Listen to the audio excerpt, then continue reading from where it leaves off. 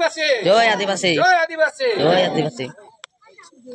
আজি আমি স্বাধীনতা পালো, কিন্তু কিহৰ স্বাধীনতা পালো? আমাৰ না মাটিৰ পট্টা আছে, না আমাৰ নিজৰ ঘৰ বাৰী আছে, না আমাৰ দৈনিক হাজিৰা যিটো আমি নিয়ম মতে পাব লাগে সেইটো পাইছো। আমি কিহৰ স্বাধীন দেশৰ নাগৰিক? এই আৱাজটো বাগানৰ পৰা ওলাব লাগে। আৰু মই বিচাৰো যে এই আঠাবাৰী গাঁও এই স্বাধীনতা যে পাইছো, তথাপিও যদি আমি এই ধৰণে আজি আমি এনেকুৱা আছো যে আমাৰ এই অসম দেশত, অসম মুলুকত আমাৰ মাটি নাই, মাটিৰ পট্টা নাই, আমাৰ দৈনিক হাজিৰা যিটো আমি পাব লাগে আমি পোৱা নাই, সেইটোৰ বিৰুদ্ধে যেতিয়া আমি মাত মাতিব শিকিম, তেতিয়াহে এই স্বাধীনতা দিৱস যে আমি পালন কৰিছো সেইটো সঁচা অৰ্থত পালন কৰা হ'ব।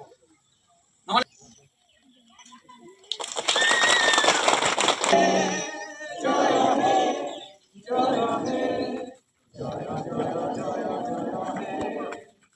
এই স্বাধীনতা যে পাইছো, তথাপিও যদি আমি এই ধৰণে আজি আমি এনেকুৱা আছো যে আমাৰ এই অসম দেশত, অসম মুলুকত আমাৰ মাটি নাই, মাটিৰ পট্টা নাই, আমাৰ দৈনিক হাজিৰা যিটো আমি পাব লাগে আমি পোৱা নাই, সেইটোৰ বিৰুদ্ধে যেতিয়া আমি মাত মাতিব শিকিম, তেতিয়াহে এই স্বাধীনতা দিৱস যে আমি পালন কৰিছো সেইটো সঁচা অৰ্থত পালন কৰা হ'ব। নহ'লে আজি আমি কাৰোবাক খুচি কৰিবৰ কাৰণেহে, আমি কাৰোবাক ফূৰ্তি কৰিবৰ কাৰণেহে এই স্বাধীনতা দিৱস পালন কৰা হ'ব। কিন্তু যেতিয়ালৈকে আমাৰ অধিকাৰ সাব্যস্ত নহয়, যিটো আমি গণতান্ত্ৰিকভাৱে আইনীভাৱে পাব লাগে, যেতিয়ালৈকে আমি নাপাওঁ তাৰ প্ৰকৃত অৰ্থত আমি স্বাধীনতা দিৱস পালন কৰিব নোৱাৰো। আজি এই কথাটো যেন সকলোৱে বুজি পায় আৰু সকলোকে শুনায়।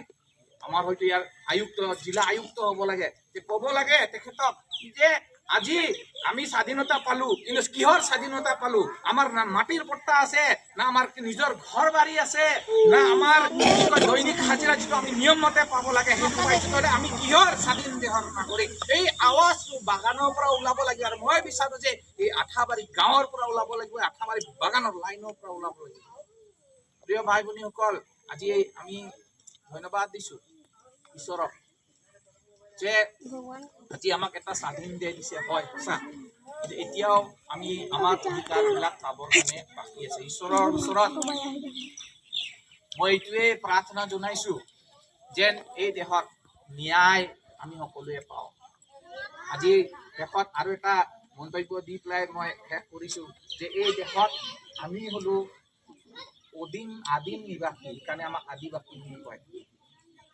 ব্ৰিটিছ বিলাক অহাৰ পূৰ্বতে, বেলেগ মানুহবিলাক অহাৰ পূৰ্বতে যেতিয়া ভাৰতত আহিছে, আমি আছিলোৱে, কোনোবাই যদি আহিছে ইতিহাস লিখিব আৰম্ভ কৰিছে, তেতিয়া দেখিছে যে এই যিবিলাক ইতিহাস লিখা মানুহ, তেওঁলোক অহাৰ আগৰ পৰাই আমি এই দেশত আমি নিবাস কৰিছো। গতিকে আমাৰ যিটো পৰিচয়, আমাৰ পৰিচয়টো হ'ল যে আমি আদিবাসী হয়, এই দেশৰ আদিম নিবাসী হয়। কিন্তু আজি চৰকাৰে বিভিন্ন ষড়যন্ত্ৰত আমাৰ নামটো সলনি কৰি আমাৰ যিটো প্ৰকৃত, আমাৰ বৈশিষ্ট্য, আমাৰ প্ৰকৃত যিটো পৰিচয়, সেইটো চৰকাৰে ধ্বংস কৰিব কাৰণে এটা চেষ্টা চলাইছে। বাৰু আমি চৰকাৰৰ ওচৰত দাবী জনাম যে আমাৰ যিটো অৰিজিনেল আইডেণ্টিটি, আজি মই চাইছো তেখেতসকল মুণ্ডা ন, আপোনালোক মুণ্ডা হয়, মুণ্ডা ভাৰতৰ প্ৰথম অধিবাসী হয় ইয়াতে। আৰু মই কেইটামান শুনিছো, গোটেই কেইটা মানুহ আমি ভাৰতৰ আদিম আদিবাসী হয়। আমাক এই প্ৰকৃত পৰিচয় যেন আমাক ঘূৰাই দিয়ে।